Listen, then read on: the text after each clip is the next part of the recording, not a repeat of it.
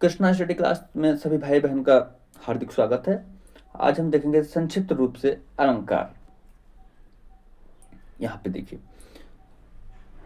अलंकार, इसको जब हम विच्छेद करेंगे इस शब्द का, तो अलम धन कार, सुशोभित करने वाला। अलम का मतलब शोभा, यानी सुशोभित, कार माने करने वाला। तो अलंकार के दो भेद होते हैं, एक शब्द अलंकार, एक अर्थ अलंकार। दो भेद होंगे, एक शब्द अलंकार और एक अर्थ अलंकार। तो शब्द अलंकार की परिभाषा देखिए, जब शब्दों के प्रयोग में, यहाँ पे ध्यान दीजिएगा, जब शब्दों के प्रयोग में कभी ऐसे कौशल का प्रयोग करे जिससे चारुता या चमत्कार आ जाए, वहां शब्द अलंकार होता है। जब शब्दों के प्रयोग में कभी ऐसे कौशल का, ध्यान दीजिए, कौशल शब्द आया है यहाँ पे। कुशल शब्द में आ प्रत्यय लगाने पे आदि स्वर दीर्घीकरण हो जाएगा और कौशल यह शब्द हो जाता है। कुशलता से जुड़ा हुआ यह शब्द कौशल तो का प्रयोग करे जिससे चारुता या चमत्कार आ जाए, वहां शब्द अलंकार होता है। एक चीज और ध्यान देना है, शब्दालंकार में ये देखिए, यहाँ पे शब्दालंकार में शब्द अन्य पर्यायवाची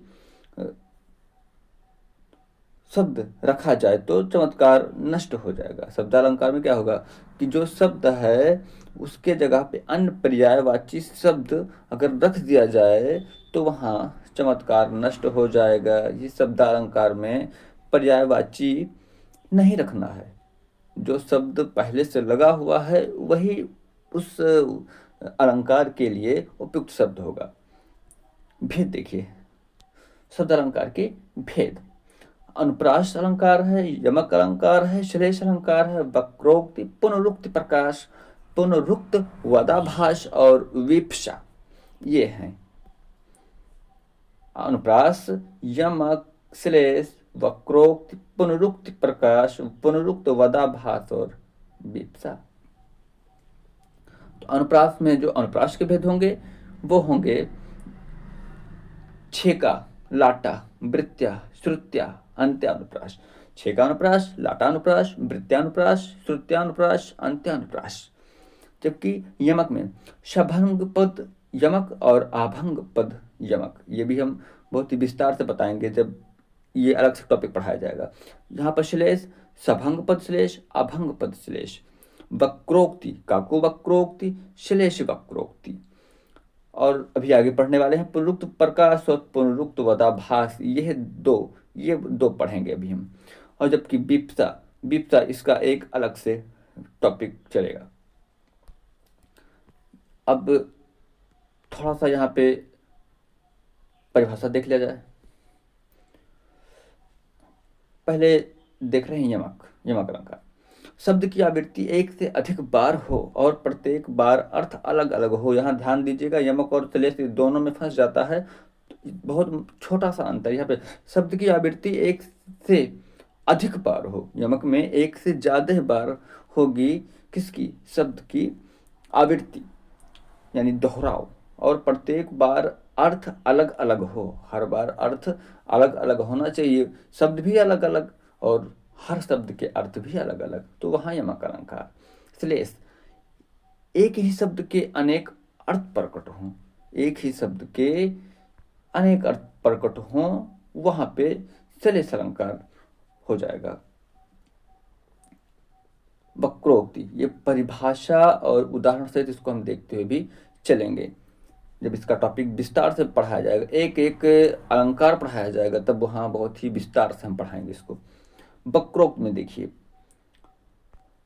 वक्ता के कथन का श्रोता अन्य अर्थ लगा ले।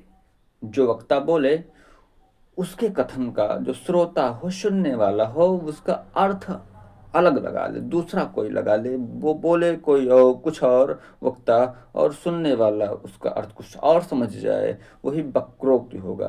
काको वक्रोक्ति, श्लेष वक्रोक्ति। काको वक्रोक्ति वो जो कंठ के ध्वनि के आधार पर अर्थ बदल जाए, और जबकि श्लेष वक्रोक्ति में जो शब्द है, शब्द के आधार पर दूसरा कोई अर्थ लगा लिया जाए, वो श्लेष वक्रोक्त अलंकार में आएगा। पुनरुक्त प्रकाश, शब्द की आवृत्ति बिना अर्थ बदले हो और अन्वय करने पर भी अर्थ वही रहे। यहाँ ध्यान दीजिएगा, जो पुनरुक्त प्रकाश है, शब्द की आवृत्ति बिना अर्थ बदले हो और अन्वय, अन्वय मतलब होता है कि किसी वाक्य में जो वाक्य का नियम है उसके अनुसार पद का क्रम सही से रखना। जो पदों का क्रम है किसी वाक्य के लिए वो नियमानुसार रखना, उसी को बोलते हैं अन्वय करना। करने पर भी अर्थ वही रहे, अर्थ बदले ना, अर्थ वही रहे, उसको बोलेंगे पुनरुक्ति प्रकाश। पुनरुक्त पदाभास, जब शब्द की पुनरुक्ति, देखिए यहाँ पर ये पुनरुक्त जो शब्द आ रहा है ना, पुनः धन उक्ति, इसको देखिएगा, ये हो जाएगा पुनः धन उक्ति। तो पुनरुक्ति, पुनः धन उक्ति, पुनरुक्ति, ये इसका संधि होगा। पुनरुक्ति मतलब होता है किसी, उक्ति मतलब कथन, पुनः माने दोबारा, किसी उक्त को दोबारा कहना पुनरुक्ति, या किसी शब्द को का दोहराव करना, वो उस शब्द का पुनरुक्ति हो गया। या अनुप्रास में तो अधिकतर ये आवृत्ति, वर्णों की आवृत्ति लिखा होता है ना, तो यहाँ पे ये पुनरुक्ति यानी कि उस उक्त का, उस कथन का दोहराव होना। पुनरुक्त पदाभास, इसमें क्या है, जब शब्द की पुनरुक्त का आभास हो किंतु वास्तव में अर्थ भिन्न हो। जब शब्द की पुनरुक्ति का आभास हो, यानी एहसास तो होगा, लगेगा कि ये शब्द एक ही है, किंतु वास्तव में अर्थ भिन्न भिन्न हो, लेकिन वास्तव में जो अर्थ हो वो भिन्न भिन्न हो, अलग अलग हो जाएं, तो वहां पे पुनरुक्त वदाभास ये होता है। बीप्सा में क्या होता है, भावावेश में कहे गए शब्द की आवृत्ति हो, भावधन आवेश, भावावेश, भाव के आवेश में कहे गए शब्द की आवृत्ति हो, जैसे वाह वाह, छे छे, ये भावावेश में है, तो ये यहाँ बीप्सा। लेकिन राम राम अगर बोला जाएगा, राम राम, तो ये हो जाएगा पुनरुक्ति प्रकाश में, राम राम। राधे राधे, ये सब पुनरुक्त प्रकाश में आएंगे, क्योंकि अर्थ तो एक ही है। राम यहाँ पर ऐसा थोड़ा है कि एक शब्द, ये यहाँ पर राम दूसरा, और दूसरे वाले शब्द में जो राम है वो दूसरा हो जाएगा। तो ये जो युग्म है, ये इसमें एक ही अर्थ दोनों को दिखा रहे हैं। राधे राधे, यहाँ भी अर्थ एक ही हैं दोनों के, तो ये हो जाएगा पुनरुक्त प्रकाश में। अनुप्रास, एक ही वर्ण की आवृत्ति होती है, दोहराव होता है एक ही वर्ण की, तो वहां पे अनुप्रास अलंकार हो जाएगा। अब देखिए, ये बहुत विस्तार से यहाँ पढ़ लेना है, पुनरुक्त वदाभास और पुनरुक्त प्रकाश। तो पहले पुनरुक्त प्रकाश देख ले रहे हैं।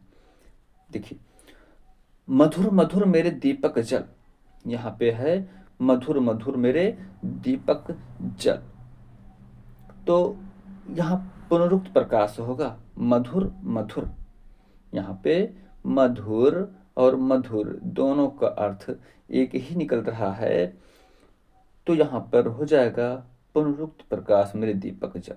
गांव गांव अस होई आनंदा, यहाँ गांव गांव यानी हर गांव में, यहाँ भी पुनरुक्त प्रकाश अलंकार हो जाएगा। और अगर समास पूछा जाए इसमें, तो समास अव्ययी भाव, राम राम अव्ययी भाव समास, रात रात अव्ययी भाव समास, दिन दिन यानी दिनों दिन अव्ययी भाव समास। जब प्यास प्यास कर धरती का पौधा पौधा मुरझाता है, पौधा पौधा और यहाँ पे प्यास प्यास, एक ही अर्थ निकल रहे हैं दोनों के, और यहाँ पे पुनरुक्ति प्रकाश होगा।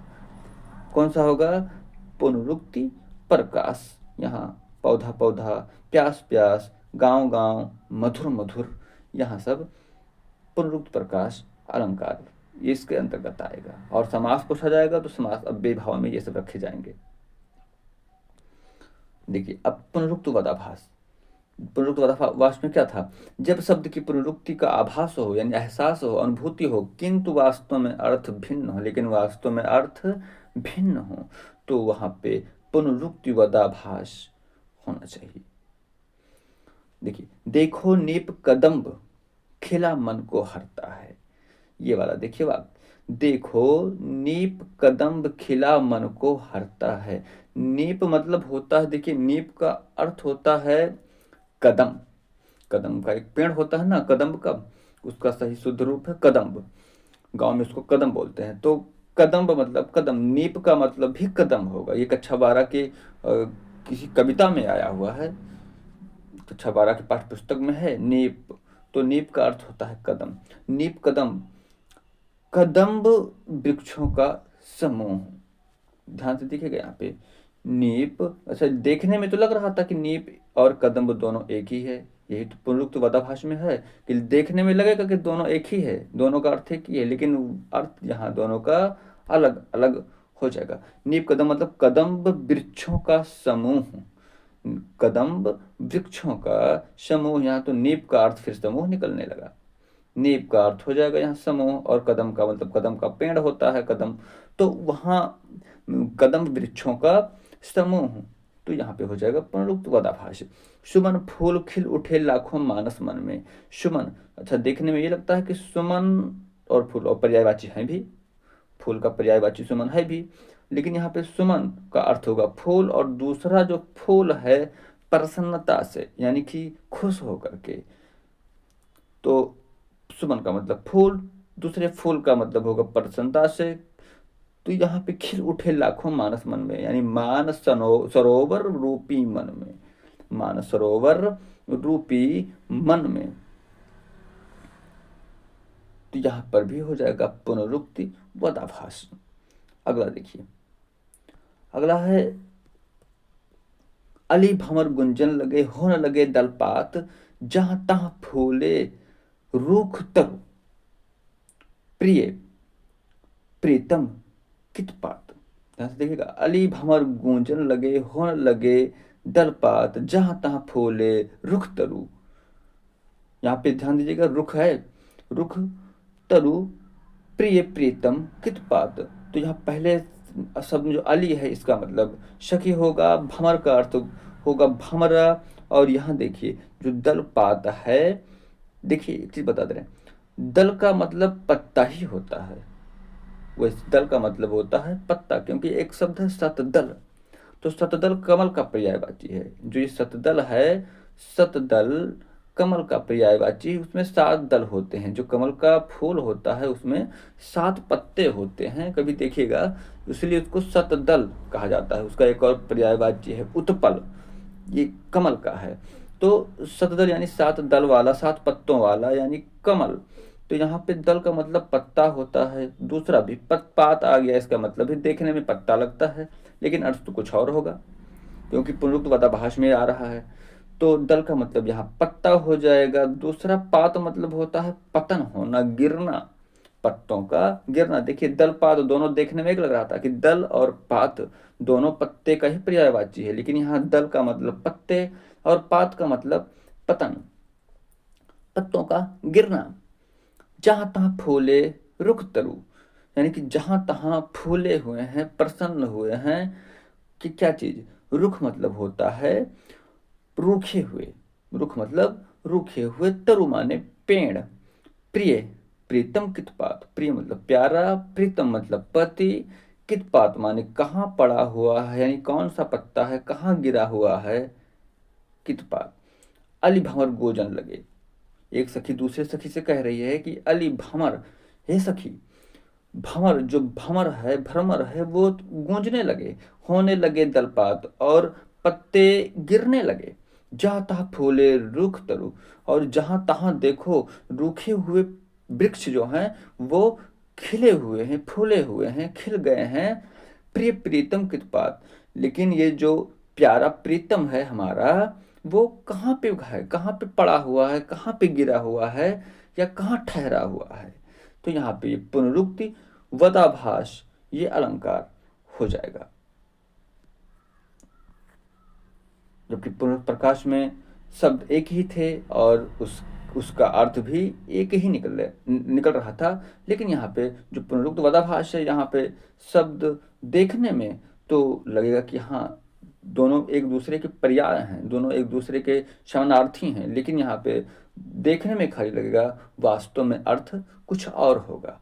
तो ये हो जाएगा पुनरुक्ति वदाभास। शेष अगले क्लास में पढ़ाएंगे। और सभी भाई बहन को राधे राधे, जय श्री कृष्ण।